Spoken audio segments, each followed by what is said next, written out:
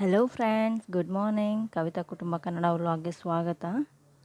ಎಲ್ಲರೂ ಹೇಗಿದ್ದೀರಾ? ಚೆನ್ನಾಗಿದ್ದೀರಾ ಅಂದ್ಕೊಂಡಿದ್ದೀನಿ. ಬನ್ನಿ ಇವತ್ತಿನ ವಿಡಿಯೋ ಸ್ಟಾರ್ಟ್ ಮಾಡೋಣ.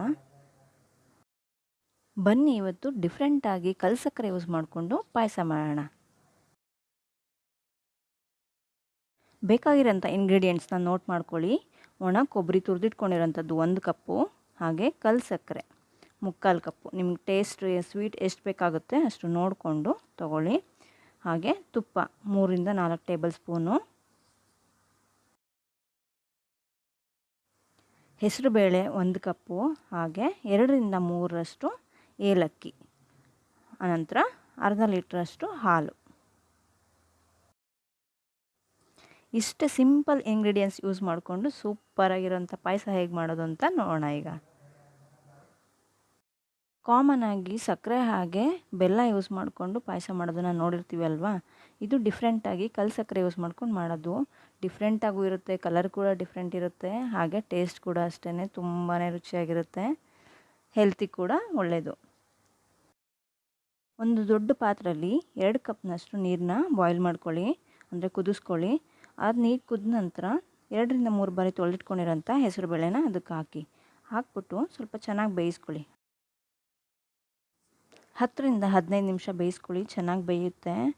ಆನಂತರ ಇದು ಕೈಯಲ್ಲಿ ತೊಗೊಂಡು ಸ್ಮ್ಯಾಶ್ ಮಾಡಿದ್ರೆ ಈಸಿಯಾಗಿ ಸ್ಮ್ಯಾಶ್ ಆಗುತ್ತೆ. ಆ ಥರ ಬರಬೇಕು ನೋಡಿ, ಈ ರೀತಿಯಾಗಿ ಈ ಕನ್ಸಿಸ್ಟೆನ್ಸಿ ಇರಬೇಕು. ಇಷ್ಟು ಬೆಂದ ನಂತರ ಅದಕ್ಕೆ ತೊಗೊಂಡಿರೋಂಥ ಹಾಲು, ತುರಿದಿಟ್ಕೊಂಡಿರೋಂಥ ಕೊಬ್ಬರಿ ತುರಿ, ಹಾಗೆ ಪುಡಿ ಮಾಡಿಟ್ಕೊಂಡಿರೋಂಥ ಕಲ್ಸಕ್ಕರೆ ಮತ್ತು ತುಪ್ಪ 2ರಿಂದ 3 ಟೇಬಲ್ ಸ್ಪೂನಷ್ಟು ತುಪ್ಪ, ಇದಿಷ್ಟನ್ನು ಹಾಕಿ ಕುದಿಯೋದಕ್ಕೆ ಬಿಡಿ.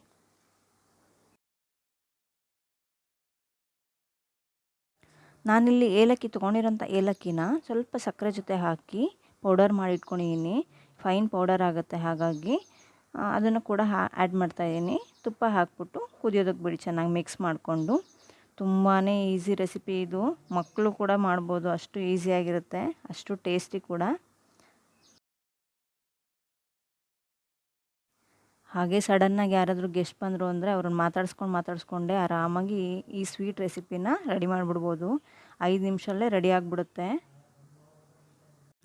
ಹೆಸರುಬೇಳೆ ಪಾಯಸ ಅಂದರೆ ತುಂಬಾ ತಂಪು ಅಲ್ವಾ, ಹಾಗಾಗಿ ಎಳೆ ಮಕ್ಕಳಿಗೆ ಅಂದರೆ 1 ವರ್ಷದ ಮೇಲ್ಪಟ್ಟ ಮಕ್ಕಳಿಗೂ ಕೂಡ ಆರಾಮಾಗಿ ತಿನ್ನಿಸ್ಬೋದು, ಏನೂ ತೊಂದರೆ ಆಗೋಲ್ಲ. ತುಂಬಾ ತಂಪು ಇದು. ಇದಕ್ಕೆ ಎಕ್ಸ್ಟ್ರಾ ನೀರು ಆ್ಯಡ್ ಮಾಡೋ ಅವಶ್ಯಕತೆ ಇರಲ್ಲ, ಹಾಲು ಹಾಕಿರ್ತೀವಲ್ಲ ಅದೇ ಸಾಕು ಕನ್ಸಿಸ್ಟೆನ್ಸಿ.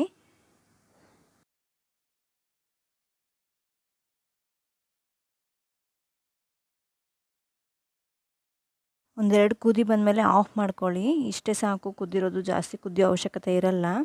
ನೋಡಿ ಎಷ್ಟು ಚೆನ್ನಾಗಿ ಕಲರ್ ಬಂದಿದೆ ಅಂತ, ಯಾವುದೇ ಥರದ ಕಲರ್ ಆ್ಯಡ್ ಮಾಡಿಲ್ಲ, ಕಲ್ಸಕ್ಕರದೇ ಕಲರ್ ಬಿಟ್ಕೊಂಡಿದೆ. ತುಂಬಾ ಚೆನ್ನಾಗಿ ಕಾಣುತ್ತೆ ನೋಡಿದ್ರೇ.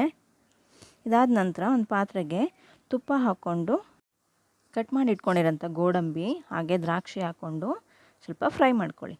ಫ್ರೈ ಮಾಡಿಕೊಂಡು ಕುದಿ ಬಂದಿರೋ ಅಂಥ ಪಾಯಸಕ್ಕೆ ಹಾಕಿ ಮಿಕ್ಸ್ ಮಾಡಿ ಚೆನ್ನಾಗಿ.